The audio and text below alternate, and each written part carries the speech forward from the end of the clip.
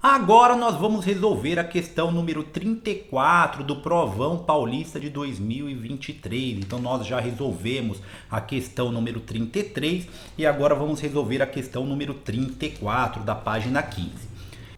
No momento inicial da queda de um granizo, inicialmente em repouso no interior das nuvens altas de tempestade, atua sobre ele apenas a força-peso. Nos momentos seguintes, passa a atuar a força de resistência do ar, também de direção vertical, só que de sentido contrário ao da força-peso. Então lá você tem o granizo lá na nuvem.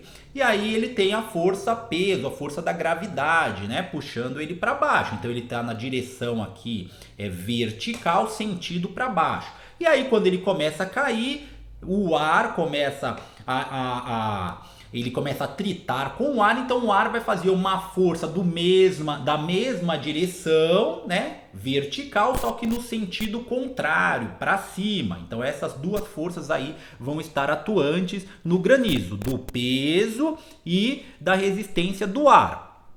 Só que de sentido contrário ao da força-peso e que tem sua intensidade aumentada de acordo com a velocidade da queda do granizo. Ou seja, então quanto maior for a velocidade do granizo, mais essa força para cima vai aumentar. Em função das forças atuantes, a partir de determinado instante, a velocidade da queda atinge um valor máximo, denominado velocidade limite. Desse momento até o granizo atingir o solo, a força resultante sobre ele é vertical, de intensidade. Aí nós temos que falar essa força, né? Qual que é a intensidade dessa força e o que ela vai causar nesse corpo. Então vamos lá. Então o que ele falou? A força peso, ela é constante. A força da gravidade não muda. A Terra está puxando ele com uma força que é sempre a mesma. Já a força de resistência do ar, ela é variável. Conforme a velocidade dele vai aumentando, essa força também vai aumentando, até que ele atinja a velocidade máxima e aí entra em equilíbrio. O que isso quer dizer? Quer dizer que a força da resistência do ar vai ser igual à força-peso.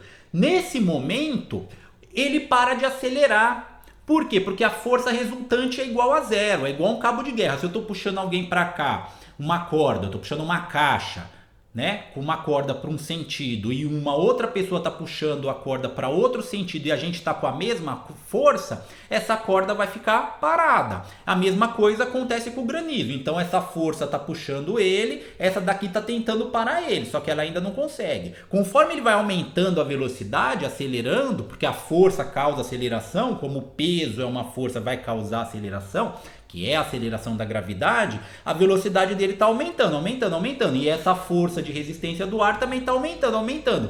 Até entrar em equilíbrio. Quando as duas forças são iguais, não aumenta mais a velocidade. Porque aí é a segunda lei de Newton. Força resultante é igual a massa vezes aceleração. Se a força resultante é zero, a aceleração também é zero. Então as duas forças são equivalentes, né? Então elas se anulam, a força resultante então no granizo vai ser igual a zero e o corpo começa a cair com velocidade constante. Então vamos ver qual que é a alternativa aí, né? Então, a força resultante sobre ele é vertical, de intensidade nula, mantendo o valor da velocidade do granizo constante. Então já matou aí letra A. Né? Então a força é vertical, só que a resultante das duas forças é igual a zero, causando a força resultante sendo igual a zero, vai anular a aceleração. A aceleração também vai ser igual a zero. Isso quer dizer que ele está parado? Não. Que ele para de cair? Não.